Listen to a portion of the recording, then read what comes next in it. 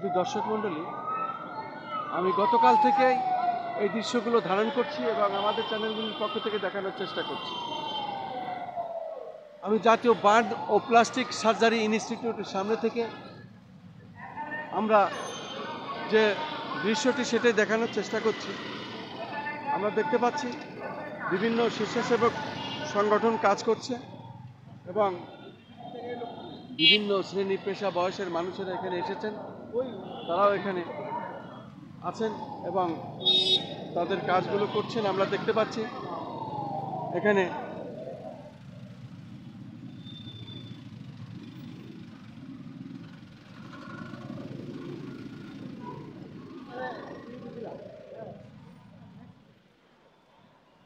যেসব স্বেচ্ছাসেবক টিম আছে, আমরা দেখতে পাচ্ছি স্বেচ্ছাসেবক টিমের একজন মেয়ে, তার হাতে লেখা আছে একটি লিফলেট, হর্ন বাজানো নিষেধ। হাসপাতালের সামনে আসলে এটাই আমরা গতকাল থেকে এইভাবে দেখতে পাচ্ছি। বিভিন্ন স্বেচ্ছাসেবক সংগঠন তারা আছেন, তারা কাজ করছেন আমরা দেখতে পাচ্ছি এবং এই স্বেচ্ছাসেবক যারা গতকাল থেকে কাজ করে যাচ্ছেন তারা এখনও আছেন, এভাবেই আমরা কিন্তু দেখতে পাচ্ছি। বিশেষ করে জাতীয় বার্ন ও প্লাস্টিক সার্জারি ইনস্টিটিউট সামনে থেকে আমি দেখানোর চেষ্টা করছি। আমি খন্দকার মাসুদুজ্জামান, ধারাবাহিকভাবে আমার এই প্রচারটি আমি করে যাচ্ছি। আমি গতকাল থেকে আসলে বাংলার আকাশ তথা বিশ্বের আকাশ বাতাস ভারী হয়ে গেছে। এই শোক আসলে বয়ে ওঠা বড় কঠিন, যা বাংলাদেশের ইতিহাসে এটি প্রথম। আমরা দেখতে পাচ্ছি স্বেচ্ছাসেবক যে টিম তারা কাজ করছে গতকাল থেকেই। এভাবে এই এলাকার পরিবেশ অত্যন্ত সুন্দর এবং সুশৃঙ্খল।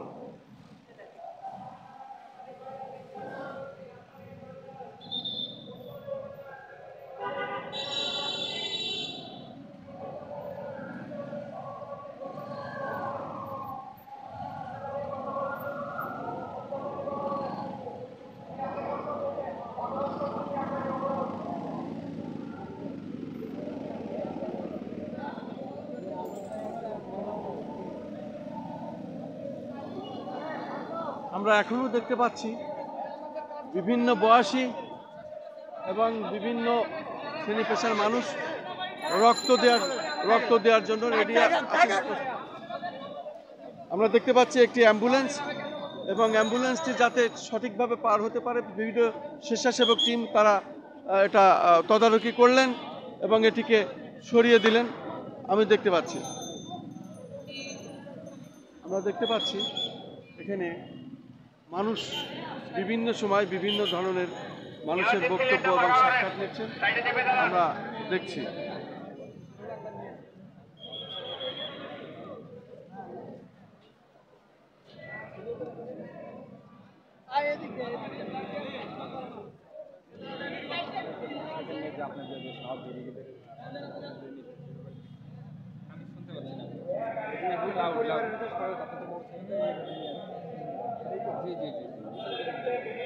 আপনার নাম পরিচয় দিয়ে বলুন। আচ্ছা, আমি তুষার, জব করি, আছি একটা অফিসে। আমার বাসা বনশ্রী, জব করি পল্টনে। কালকের খবরটা পাওয়ার পরে এবং ফেসবুকে ফুটেজগুলো দেখার পরে গোটা জাতির কলিজা ছিঁড়ে গেছে। কালকে বেস্ট পসিবল হেল্পটা ছিল ব্লাড ডোনেশন, ব্লাড দেওয়ার জন্য সবাই ক্রেজি ছিল। It shows the unity. কিন্তু ব্লাডের প্রয়োজন আসলে তেমন একটা নাই, আজকে ফুরাই গেছে। আজকে বেশ কীভাবে হেল্প করা যেতে পারে, রাত্রে ঘুমাইতে পারি নাই। এই খারাপ লাগাটা বর্ণনা করার মতো। তখন চিন্তা করলাম আজকে রোগীর আত্মীয় স্বজন যাবে আসবে ওষুধ কিনতে, খাবার, অনেকে গোসল, শিফট চেঞ্জ এক টানা তো করতে পারবে না। এই ক্ষেত্রে তো আমি সহযোগিতা করতে পারি। ঢাকার রাস্তায় বাইক হচ্ছে সবচেয়ে সুইটেবল, এবং সুইটেবল একটা জিনিস যেহেতু আমার কাছে আছে, এটা হচ্ছে সবচেয়ে best way to help them. তো এই জন্য ইনিশিয়েটিভটা নেওয়া। রাত্রে এভাবে চিন্তা আসছে, সকালে আসলে জবে বলে আসছি যে আমি আজকে গ্যাপ দিতেছি, চলে আসছি। বেস্ট ওয়েতে হেল্পটা করতে পারলে হয়তো রাত্রে ঘুমাইতে পারবে, এইটাই চাওয়া। আপনি ওষুধ সহ আর কি বিষয় আপনি মাথায় রেখেছেন যেগুলো আপনি করতে প্রস্তুত? আমি ওষুধ কিছুই মাথা রাখি নাই। রোগীর পরিবারের সদস্য যে কোনো প্রয়োজনে বাইরে যাবে আসবে, ওদেরকে নিয়ে যাইতে হেল্প করতে প্রস্তুত। কি প্রয়োজন তার আমি জিজ্ঞাসা করবো না। আচ্ছা, যা প্রয়োজন আপনি প্রয়োজন বাইরে যাও এবং আসা, ডেফিনেটলি প্রস্তুত। কিছুক্ষণ আগে খালি রুগীর না, কিছুক্ষণ আগে একজন কি বলবো আবেগতাড়িত বয়স্ক মানুষ চলে আসছিলেন এখানে, আসার পর অসুস্থ হয়ে গিয়েছিলেন। ওনাকেও পৌঁছে দিতে আমি গেছিলাম, আমাকে ডাকা হয়েছিল, গিয়ে দেখলাম ওনার আসলে বাইকে বসার কন্ডিশন না, আদারওয়াইজ ওনাকেও দিয়ে আসতাম। এই সিচুয়েশনে বেস্ট পসিবল হেল্পটা করতে আসছি, রিজন আমি জিজ্ঞেস করতে আসলে চিন্তাও করি নাই। শুধু দর্শক, মানুষ মানুষের জন্য, এটাই তার একটি জ্বলন্ত প্রমাণ। আমি তার সংক্ষিপ্ত সাক্ষাৎটি এইভাবেই গ্রহণ করলাম, তার মুখ দিয়ে শুনলাম। এবং তার যে গাড়িটি আমরা দেখতে পাচ্ছি সে ব্যবহার করছে মানুষের সহযোগিতার জন্য, সে এভাবে লিখেছে ফ্রি রুগী পরিবারের সহায়তায় নিয়োজিত। তার মোবাইল নাম্বারটাও এখানে আছে, আমরা এটা দেখানোর চেষ্টা করছি। যার প্রয়োজন সে এখানে হেল্প নিতে পারবেন, সাহায্য নিতে পারবেন। আমরা বিভিন্ন ধরনের স্বেচ্ছাসেবক, বিভিন্ন ধরনের মানুষ, বিভিন্ন ধরনের চিন্তা ভাবনা নিয়ে এখানে এসেছেন, তারা তাদের কাজগুলো করছেন আমি দেখতে পাচ্ছি, এবং সেটাই আমি প্রচার করানোর চেষ্টা করছি। এবং কিভাবে মানুষ যত দ্রুত এখানে সহযোগিতা পায়, উপকার পায়, সেই ধরনের কর্মকাণ্ড এখানে নিয়োজিত আছে, এবং সেটা আমি দেখানোর চেষ্টা করছি। তোমার নাম কি বাবু? হ্যাঁ, তুমি এখানে কেন এসেছো এই প্লাস্টিক সার্জারি ইনস্টিটিউটের সামনে, বলো তো? আমার এখানে অনেকে আহত হয়েছে, এটার জন্য আমি আসছি ও দেখার জন্য। হ্যাঁ, এখন কালকে আসছিলাম, দেখে অবাক হয়ে গেলাম যে এত লোকজন এখানে আসছে। তারপরে আমি কালকে বাসে ছিলাম, হ্যাঁ, আবার আম্মা আবার পাশে জায়গায় হ্যাঁ, ছোট ভাই ঘরে এখানে আসছে। আচ্ছা আচ্ছা আচ্ছা, ছোট ভাই কারণ আবার আসছে, হ্যাঁ, ছোট ভাই উপরে ভর্তি আছে, আমি এমনিতে এখন খারাপ আছি, আমার চাকরি হয়েছে। আচ্ছা আচ্ছা আচ্ছা আচ্ছা। তা আপনার নাম কি বলতে পারবেন, বলুন তো? হ্যাঁ, সাইফুল ইসলাম আপনি কোন ক্লাসে পড়েন? মাদ্রাসা। মাদ্রাসা পড়েন, ঠিক আছে।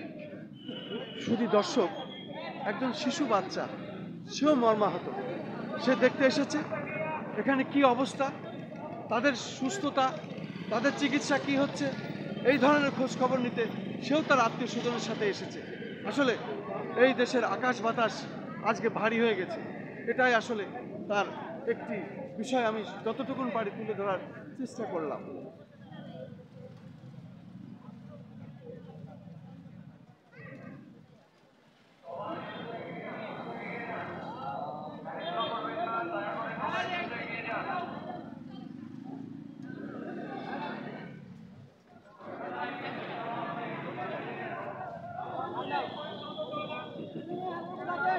আমরা দেখতে পাচ্ছি বিভিন্ন স্বেচ্ছাসেবক সংগঠন গতকাল থেকে তারা এইভাবে কাজ করছেন, এবং এখন পর্যন্ত আমরা দেখতে পাচ্ছি, গতকাল আমরা দেখেছি, আবার আজও দেখছি এই স্বেচ্ছাসেবক টিমটি, বিশেষ করে আমাদের এই টিমের যারা নেতৃত্ব দিচ্ছেন তার সাথে আমি একটু কথা বলবো। আপনার নাম পরিচয় দিয়ে যদি একটু বলতে। আমরা গতকাল থেকে দেখছি বিশেষ করে তারেক রহমান একটা নির্দেশ দিয়েছেন আপনাদের কাজ করার জন্য। গতকাল থেকে রাত্র থেকে আমরা সারা রাত কাজ করেছি, এবং সকালেও দেখছি যে কিছু আবার নতুন মুখও এসেছে, হয়তো বা তারা আবার চেঞ্জ করেছেন, হয়তো বা অনেকে বিশ্রামে গেছে। যাই হোক, এই বিষয়ে যদি একটু আপনার নাম পরিচয় দিয়ে বলতেন। আমার নাম কাউসার আহমেদ জজ, আমি কোদাইল থানা সদস্য সচিব পদপ্রার্থী বিএনপি, এবং আমাদের ভারপ্রাপ্ত চেয়ারম্যানের একটা নির্দেশ কর্মী। আজকে আমরা যারা মানে একটু হয়রানি, এই গরমে, তীব্র গরমে যারা খুব মানে কষ্ট করতেছে, তাদের পাশে জানি আমরা দাঁড়াতে পারি, কিছু করতে পারি তাদের জন্য, সেটা আমাদের ভারপ্রাপ্ত চেয়ারম্যানের একটা আদেশ, এবং আমাদের সহকারী সমবায়ের একটা আদেশ আছে, এবং ঢাকা মহানগর বিএনপি রফিকুল আহমদ মজদু ভাই এবং রবিন ভাইয়ের একটা বিশেষ একটা মানে তাদের একটা ভূমিকা আছে। সেই জন্য আমরা সবাই সর্বোচ্চ প্রতিযোগিতা নিয়ে আমরা সবসময় এই কাজটা করতেছি। ঢাকা আমরা পানি এবং আমরা জুস বিতরণ করতেছি সবারই, মানে একটু কষ্টটা কমাইতে পারি। আজকে যে একটা মর্মান্তিক ঘটনা, সেই ঘটনা মানে ব্যক্ত করার মতো কোনো ভাষা নাই। সেই ভাষার ভেতরও মনে করি যেটুকু পারছি আমরা মানুষের পাশে আইসা দাঁড়াতে চাচ্ছি। শুধু দর্শক, আমরা শুনলাম জনাব তারেক রহমান যে নির্দেশ দিয়েছিলেন, সেই নির্দেশ মোতাবেক তারা অক্ষরে অক্ষরে সব কিছু পালন করছে। আমরা গতকাল থেকেই দেখতে পেরেছি। আসলে মানুষ যে মানুষের জন্য, তারেক রহমানের নির্দেশ দেওয়ার আগে থেকেই আমরা দেখেছি বাংলাদেশ জাতীয়তাবাদী দল বিএনপির বিভিন্ন সংগঠন ঘটনাস্থলে তারা গিয়েছিলেন, তারপরে কাজ করেছেন এবং তারেক রহমানের নির্দেশ পাওয়ার পরে তারা সোচ্চার হয়েছে এবং হাজার হাজার নেতাকর্মী প্রস্তুত আছেন, কখন কি লাগবে রক্ত দেওয়ার জন্য তারা প্রস্তুত আছেন। আমি খন্দকার মাসুদুজ্জামান ধারাবাহিকভাবে যেটা আমি গতকাল থেকে প্রচার করে যাচ্ছি এবং আজও আমরা তাই দেখছি, সেটাই করে যাচ্ছি।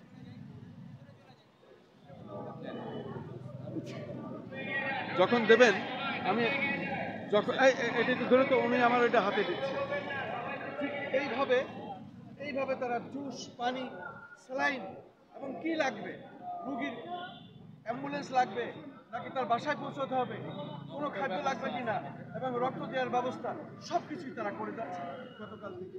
আমি সেটাই দেখতে পেলাম এবং সেটা আমি প্রচার করলাম।